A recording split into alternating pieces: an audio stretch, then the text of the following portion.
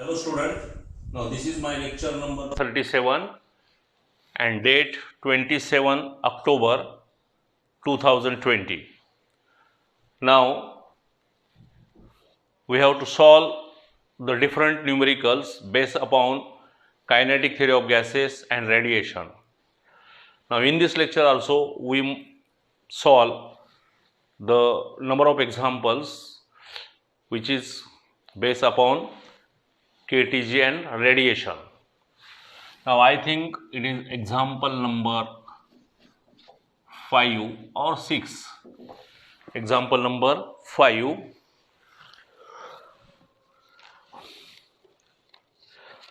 माझ्यासोबत एक्झाम्पल लिहा. Find the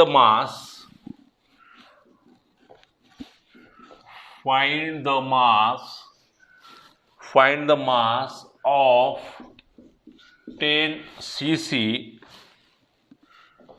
of a gas at NTP if RMS velocity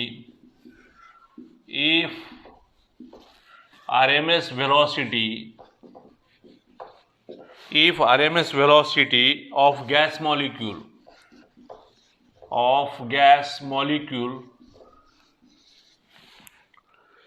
is 400 meter per second.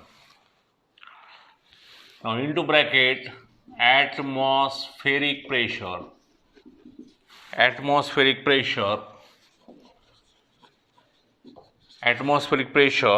P is equal to 1 into 10 to power 5 newton metre square. हे आपल्याला दिलेलं आहे. ठीक आहे.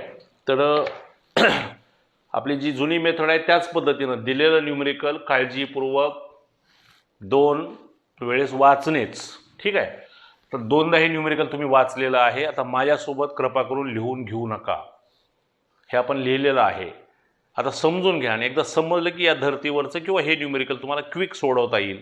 कारण परीक्षेमध्ये असंच न्यूमेरिकल येईल असं नाही. याच्या धर्तीवरचे न्यूमेरिकल येतील. तर शिक्षकाचं काम तुम्हाला न्यूमेरिकल सोडवण्याची पद्धत सांगणे. लक्षात आलं नाही. पद्धत समजून घेणं आपल्याला खूप गरजेचं आहे.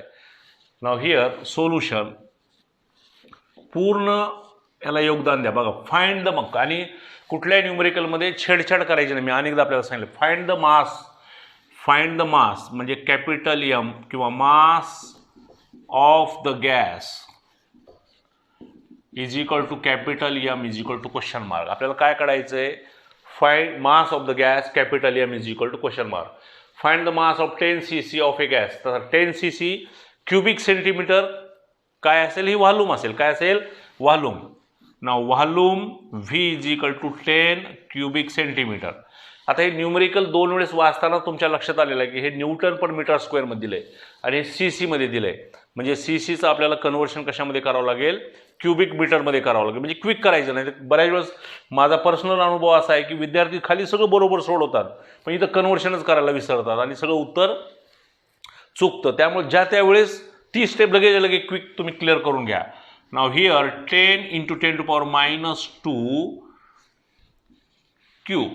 लक्षात आलं का की CCचं आपण काय केलं. हे मीटर केलं आणि त्याचा क्यूब जशाला तसा. लक्षात आलं. Volume is converted into CC to cubic metre. हे जर तुम्ही सोडवलं तर हे 10 to power -1 होईल. हे क्यूब होईल. हे 10 आणि -2 10 to power 1 आणि -2 -1 आणि हे -3 क्युबिक किती आलं. -3 क्युबिक मीटर. पुढे या. NTP natural normal temperature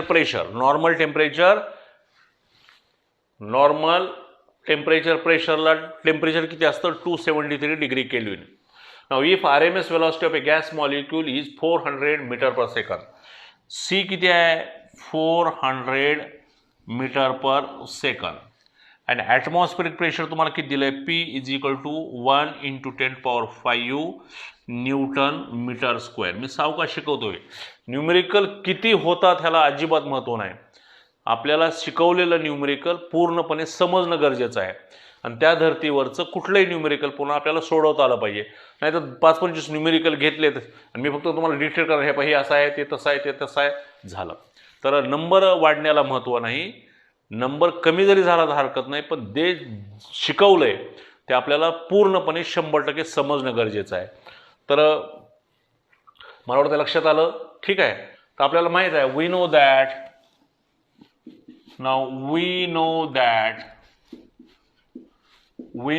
the pressure exerted by the gas 1/3 Nm divided by C square. P is equal to, तुम्हाला हा फॉर्म्युला माहित आहे बघा, since P is equal to 1/3 M/V C square. P is equal to 1/3 V C square.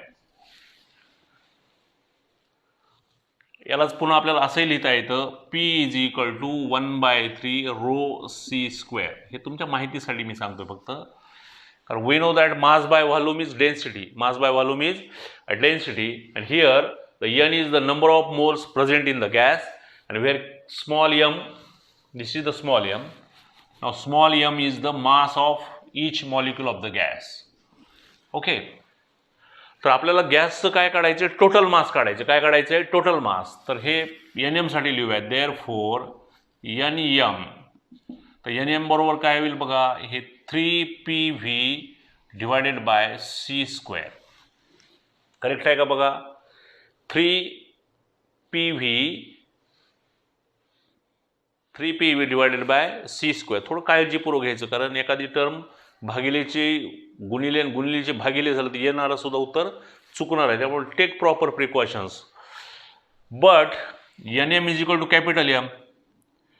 Therefore capital M is equal to 3PV divided by C square. Since capital M is equal to NM. हे pressure exerted by the गॅसचं equation शिकवताना ते लेंदी equation आहे बघा, खूप मोठं.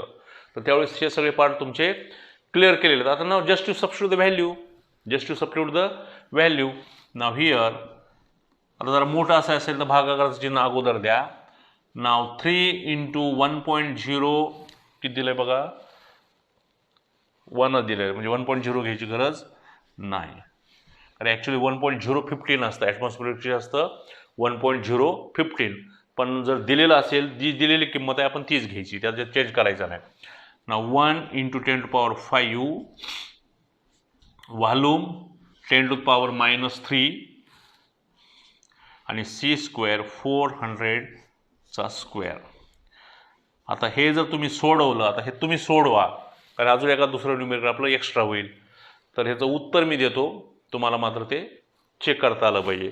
तर उत्तर बघा किती आहे, 0.7499. 0.7499. मास कशात मोडलं जाईल, kilogram.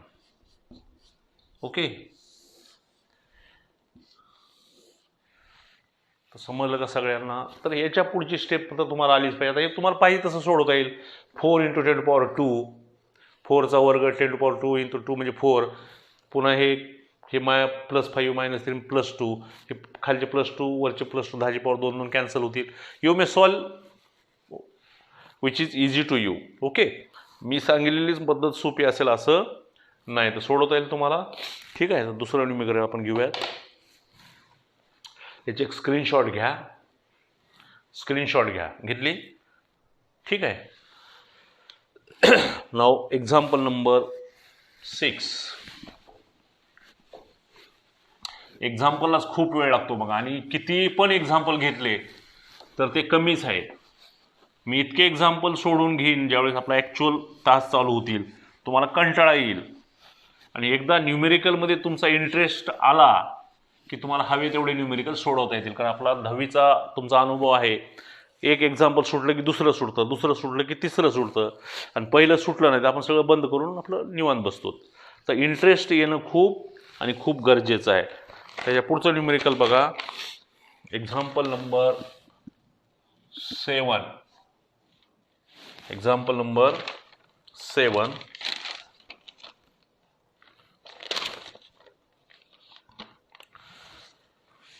a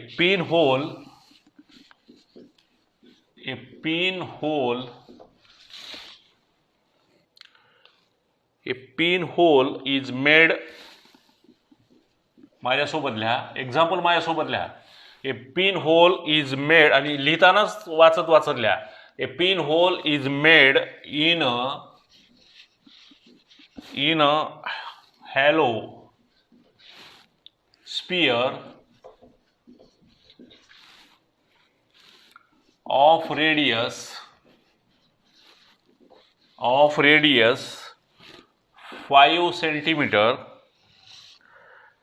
radius 5 centimeter, whose inner wall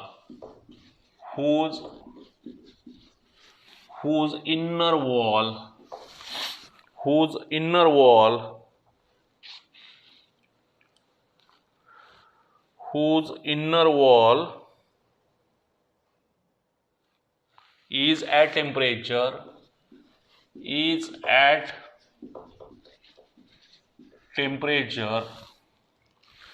727 degrees centigrade. Find the power radiated. Find the power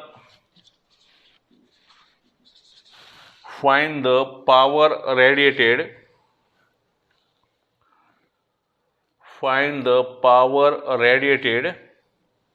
per unit area.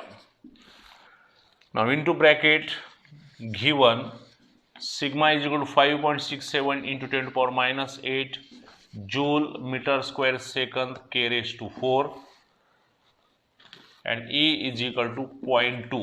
एवढ्या क्वांटिटी तुम्हाला दिलेल्या आहे.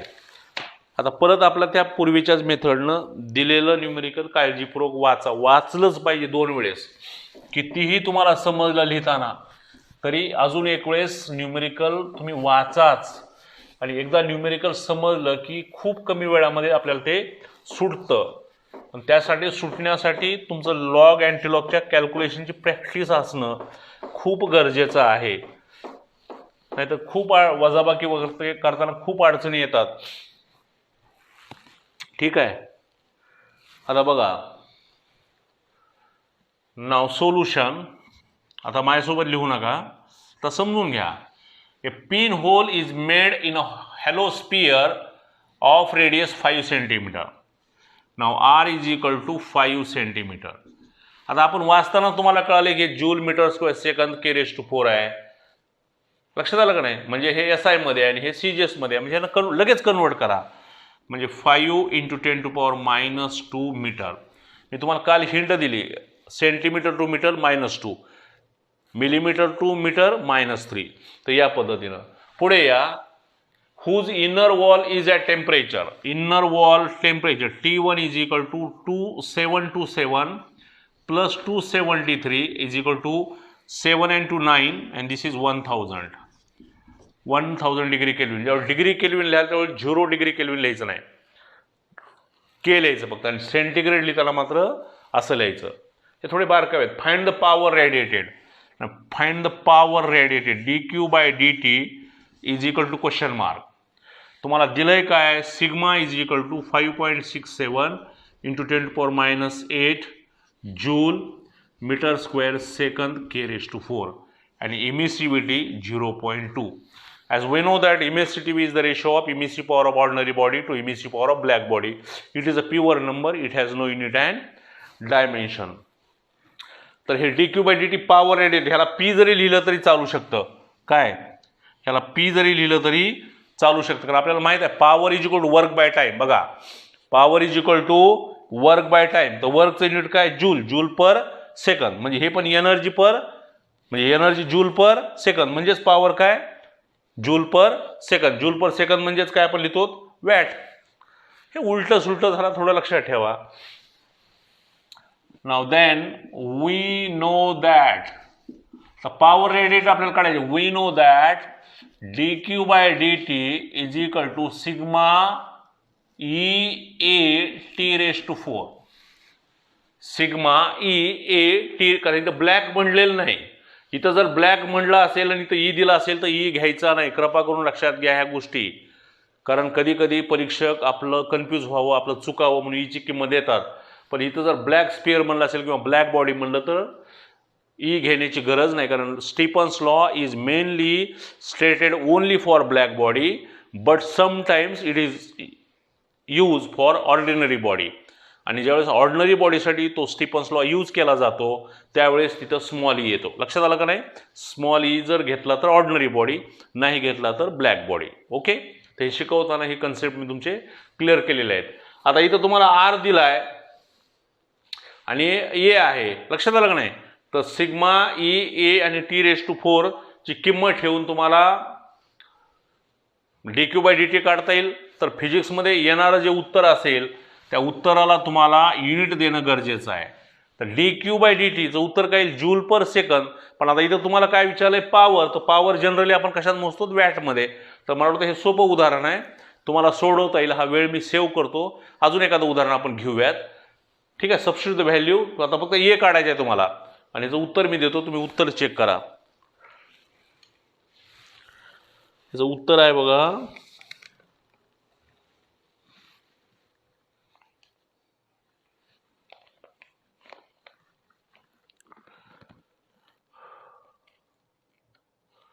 (1.14) 1.14 गुणिले 10⁴ 4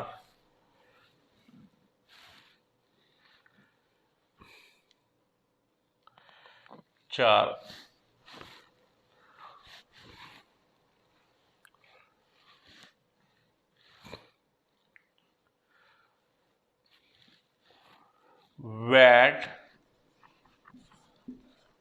पर मीटर स्क्वेअर और joule per metre square second. Watt per सेकंदलाच काय येणार आहे? जूल येणार आहे. लक्षात आलं का?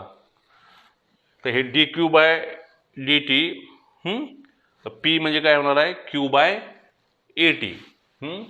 Therefore p is equal to काय येणार आहे? q/at. असं सुद्धा आपल्याला लिहिता येऊ शकतं, कारण इमिसिव्ह पॉवर ई बरोबर काय?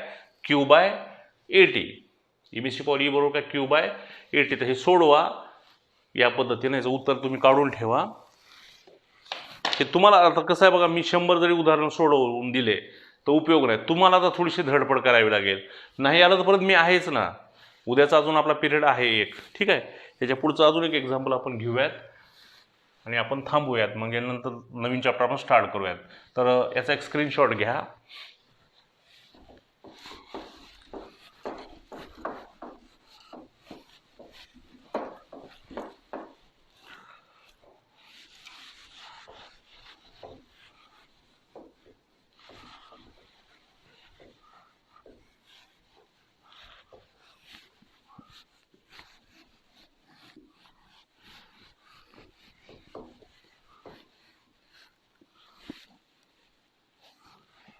Example number 8. Example number 8. जितके एक्झाम्पल घेईल तेवढे कमी आहेत आपल्याला.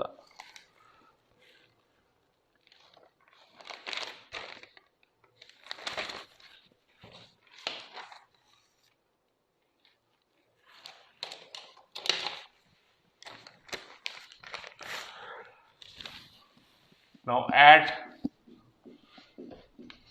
at what temperature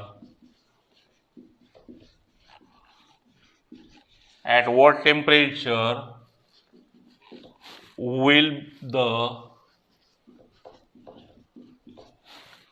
RMS velocity of gas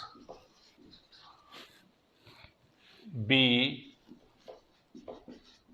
3 times its value at NTP? Question mark. ठीक आहे, असं 3 टाइम्स 2 टाइम्स असं दिलेलं असतं नेहमीच. नाव सोल्युशन.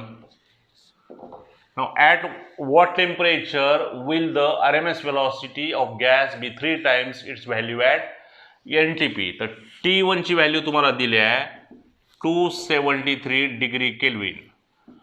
तुम्हाला T2 ची व्हॅल्यू विचारलेली आहे आणि तुम्हाला RMS speed C2 is equal to 3C1 दिलेली आहे. बघा लक्षात आलं का? एवढं कळणं गरजेचं आहे. At what temperature will the RMS velocity of a gas be 3 times its value at NTP? If the temperature at NTP is 273 degree Kelvin, then what is the temperature T2 if the RMS speed of a gas is 3 times the large as the RMS speed at this T2? Okay, so C2 is equal to 3C1. पण आपल्याला माहित आहे we have C is equal to 3RT by M in a square root sign. We know that C is equal to 3RT by M. 3RT by M. तर हे R आणि M कसं आहे? It is the same for gas. R by M is the same for gas. Therefore you may write 3T2 is equal to 3T1. बघा जरा समजतंय का हे? In a square root sine.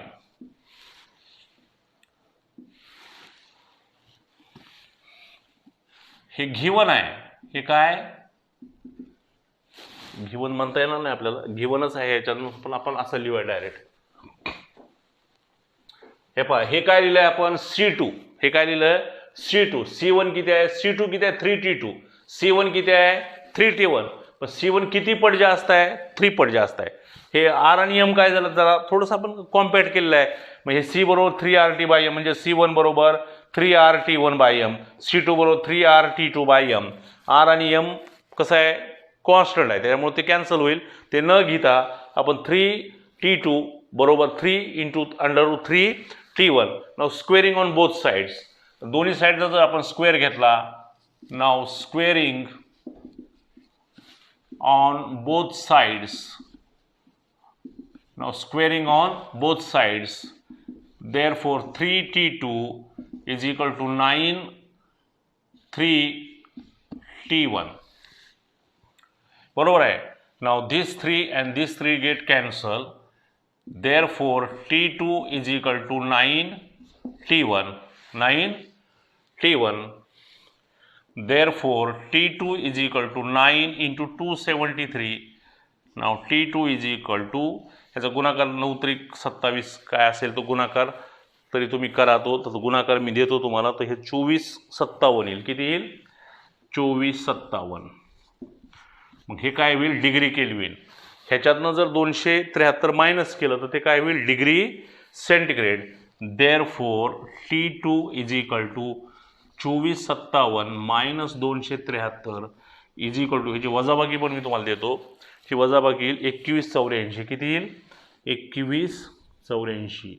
इथं मात्र डिग्री सेंटीग्रेड लिहा, आणि डिग्री सेंटीग्रेड लिहित असताना स्मॉल T2 होईल. काय होईल? Small T2. लक्षात आलं का? बघा, समजलं का? तर हे थोडे बारकावे. हे वजाबाकी करताना सुद्धा अशी करायची नाही 7 आणि 3 4, 5 आणि 15, काहीतरी 8 आणि 7 15, एखादा आकडा इकडे तिकडे मागे होतो. असं कृपा करून करू नका. कितीही आपल्याला येत असेल तरी तुम्ही ही पद्धत अवलंबा. मी अनेकदा आपल्याला सांगतोय, एकदम ऑर्डिनरी असू द्या, काही हरकत नाही. तपासणाऱ्यावर सुद्धा खूप इम्प्रेशन पडतं किंवा विद्यार्थ्यानं खूप बारीक बारीक गोष्टीमध्ये काळजी घेतलेली आहे. लक्षात आलं का? हे समजणं सुद्धा खूप गरजेचं असतं. तर हे वजाबाकी येईल 2184. आणि असं चुकायचं म्हटलं तर आपण चुकणार नाही. न घाईमध्ये असं जर केला, परीक्षेच्या त्या एक्झाम हॉलमधला आपला मूड वेगळा असतो, आणि नजर चुकीने एखादा आकडा, एखादा डिजिट मागे पुढे झाला तर वजाबाकी आणि बेरीज कोणाला येत नाही असं होईल का 12वीच्या विद्यार्थ्याला? पण नजर चुकीनं आपलं चुकू शकतं आणि पुढचं उत्तर आपलं गलत होऊ शकतं. तर त्यामुळे टेक प्रॉपर प्रिकॉशन्स. तर मला वाटतं याच्यावरचे सगळे एक्झाम्पल आपले जवळपास आपण कव्हर करण्याचा प्रयत्न केलेला आहे. शेवटी कितीही एक्झाम्पल घेतले तरी ते अपुरेच असतात. तर त्यामुळे तुम्ही जास्तीत जास्त एक्झाम्पल सोडवायचा प्रयत्न करा. त्याच्याला काय अडचणी असतील तर तुम्ही मला विचारू शकताय, मी आपल्याला सांगण्याचा प्रयत्न करेन. पण जोपर्यंत तुम्ही आता सेल्फ करणार नाहीत तोपर्यंत आपल्या हाती फार काही लागणार नाही. तर उद्याच्या लेक्चरला आपण थर्मोडायनॅमिक्स हा चॅप्टर स्टार्ट करूयात. Thank you. Have a very very nice day.